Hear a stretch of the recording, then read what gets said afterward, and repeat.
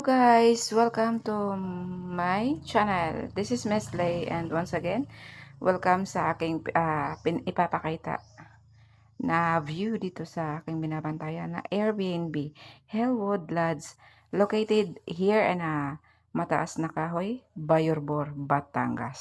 So, ayan, na, lilinis pala ako ng jacuzzi niyan.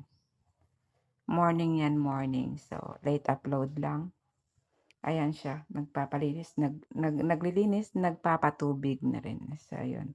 Kahit walang guest, so, everyday yan ginagawa. But actually, pag twice a day akong naglilinis kasi wala namang Pag may booking na on the spot, ayun. Tsaka ako talagang naglilinis ng, general cleaning na. So, ayun, ipapakita ko sa inyo yung, kalasangan. Kalasangan. Kung sa yung alam mo yung bukid talaga, parang mo talaga yung bukid kasi the right side niyan is yan. Yan diyan banda yung Mount Kulot. Yan. Ano lang to siya, lawa, pero parang sa tingin mo parang dagat na siya. So, ang harap talaga niyan, yan. Yan yung Taal Volcano. Makikita mo dito sa namin, parang ang dali-dali lang puntahan niyan. Kasi ang pagtanaw mo malapit lang pero sobrang layo. Sus naku, siguro mga 2 hours mong aanuhin yan, babagtasin yan. Oh, talaga. Ang layo. So, nung tinry ko yan, hindi ako tumuloy kasi mga 1 hour na nakakapagod. Tapos, yung pag-ahon, kasi matarik to eh. Matarik to dito. Tapos, pag-ahon mo, ang hirap, Diyos ko. Kaya naglalakad lang kami ni Mama that time. So, ayun, the right side, yun yung makikita, matatanaw mo dito yung